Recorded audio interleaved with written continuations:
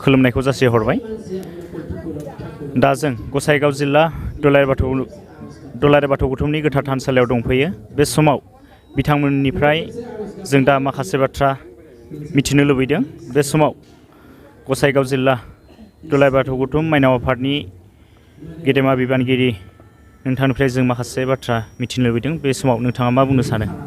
खुलुमबाय आफा बोराइ बाथौनि मुङै दिनैनि गसाइगाव डिस्ट्रिक्ट लाइमोन आफाद माइनाव आफाद जथायै दिनैनि गेवलां मेलाव नुजाफैनाय मिरु लाइमोन आफादनि आफादगिरि आरो नेहाथारिजों लोगोसे सफैनाय साफ्रोमबो बिबानगिरिफोरनिसिम जोंनि गसाइगाव जिल्ला माइनाव आफादनि जानानै रोजा रोजा साबायखर बावो आरो दिनैनि मेलाव नुजाफैनाय साफ्रोमबो बाथौआरिफोरनिसिम खावलायनाय दिनैनि मोननाय बाथौ बोसोनफोरखौ लानानै गावनि न'खराव फोसाबनाय आरो सोलोंनाय आरो जौगाखांनायखौ आरजिनानै लानो हायो। गोजोन्थों।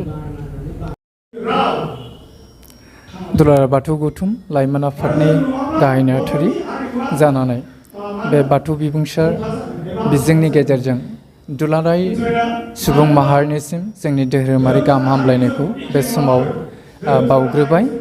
आरो जोङो दुलाराय बाथौ गौथुम लाइमोन आफादा मोनसे मोन्थोर आरो थांखिखौ लानानै जाय मोन्थोरा जाहैबाय फोसाब सोलों आरो जौगाखां।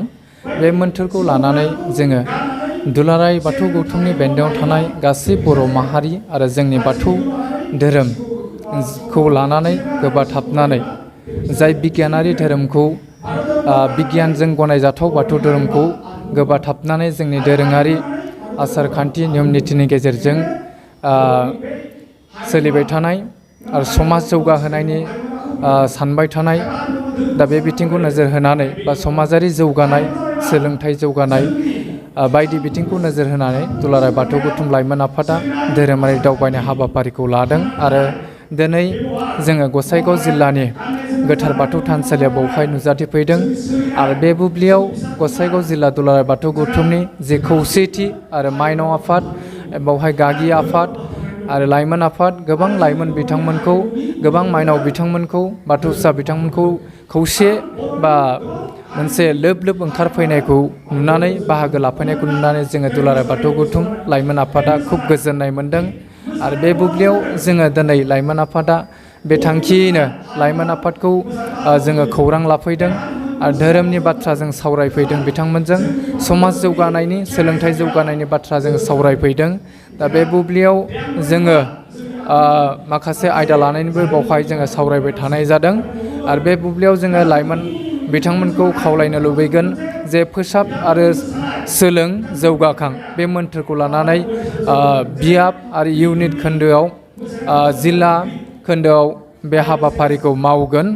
बे बुब्लियाव जोङो मिजिंथिबाय आरो बे बुब्लियाव जोङो लाइमोन आफाद जानानै जोङो गासै सुबुं माहारिनिसिम जोङो बेखौनो बुंनो लुबैगोन एखमबा जोंनि गेजेराव माखासे नियम निति आसार खान्थिफोरखौ लानानै फालिनाय खान्थिफोरखौ लानानै बेले बेजे दान्थे बिदान्थे जानायखौ जों नुनो मोनो। दा बे बुब्लियाव जोङो माखासे सम आरो थासारिफोरजों गोरोबनानै जोंनि फुजिनाय फालिनाय खान्थिफ्रा एफा एनै आलादा जानो हागौ। अब्लाबो बे समाव जोङो माखासे खान्थिफोरखौ लानानै हयथ' जोंनि गेजेराव दान्थे बिदान्थे जायोब्ला जोङो जौगानाय मोनसे थांखिसिम जों सौहैनो हानाय नङा बा बुहुमाव जोङो बर' हिसाबै मोनसे आब्रुथिनि गेजेरजों राव दङ धोरोम दङ होननानै जोङो मोनसे थि लामाजों आवगायनो हानाय नङा। दा बेनिखायनो जोङो दुलाराय बाथौ गौथुम लाइमोन आफादनि जानानै बे समाव गासैखौबो खावलायगोन जायफोर बिथांमोनाखि बाथौ धोरोमनिफ्राय एंगारनानै गुबुन धोरोमफ्राव बारस्लायनानै थांबाय माखासे जाथाय फिनजाथायनि गेजेरजोंब्लाबो बिथांमोना आनज्रायनानै दङमोन। दा बे समाव जोङो बिथांमोनखौ बरायगोन मस्ट वेलकाम खालामगोन जोङो बिथांमोनखौ फैफिननायखौ लुबैगोन आरो जोङो बुहुमाव बाथौ धोरोम होननानै बाथौइज्म लिरनाय बा बाथौ धोरोम होननानै जोङो मोनसे गेरेमसा हारि बर' हारि होननानै जोङो सिनायथि होनो हागोन। आरो बावहाय जोङो लुबैनाया बेनो जे माखासे खान्थिफोरखौ आसार खान्थिफोरखौ लानानै जेन जोंनि गेजेराव बेले बेजे जाया बेखौ जोबनाय बुब्लियाव जोंनिफ्राय लुबैबाय। आं बेखिनिखौनो बुंबाय। गासैबो खौसेथिनि लामाजों जोंखौ बोराइ बाथौ इसोरा हान्थिनो गोहो। गिबियावनो दुलाराय बाथौ गौथुमजों गायसनजानाय जोंनि जे बाथौ बिबुंसार बे बाथौ बिबुंसारनि साफ्रोमबो रादाब बुथुमगिरि बिथांमोननिसिम जोंनि गसाइगाव जिल्ला लाइमोन आफादनिफ्राय रोजा रोजा साबायखर बावग्रोदों। लोगोसे दिनै जे जोंनि गसाइगाव जिल्ला दुलाराय बाथौ गौथुम लाइमोन आफादाव जोंनि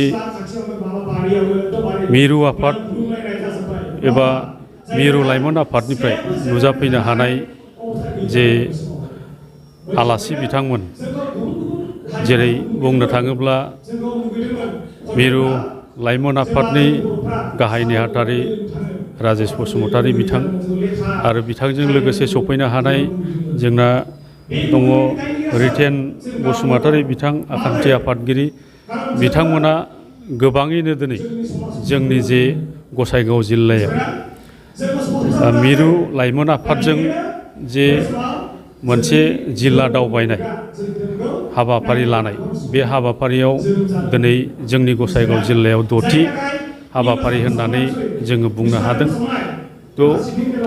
बे दिनै बाथौ बिबुंसारनि गेजेरजोंनो आङो गिबियाव बिथांमोननोबो गोजान लामा हान्थिनानै जोंनि गसाइगाव जिल्लासिम सफैनानै जोंनि गसाइगाव जिल्लानि सिङाव थानाय साफ्रोमबो बाथौसा एबा बाथौआरि बिथांमोननो मोजां रादाब आरो मोजां बोसोन होफैनो हानायलाय आंनिफ्राय रोजा रोजा साबायखरखौ आं बावग्रोदों आरो गोजोननाय मोनदों जे दिनैनि दिनाव जोंनि गसाइगाव जिल्लानि सिङाव थानाय साफ्रोमबो बाथौआरि बिथांमोननो बाथौआ बर'नि असे आंगो धोरोम, बे असे आंगो धोरोमनि सोमोन्दैयै गुवारै बेखेवनानै होलांनायाव जोंहा जोंनि जिल्लानि सिङाव थानाय मोनफ्रोमबो बियाबनि दैदेनगिरिजों लोगोसे साफ्रोमबो बाथौ सिबियारि बिथांमोनानो गोसोआव मोजां मोनखांनायजों लोगोसे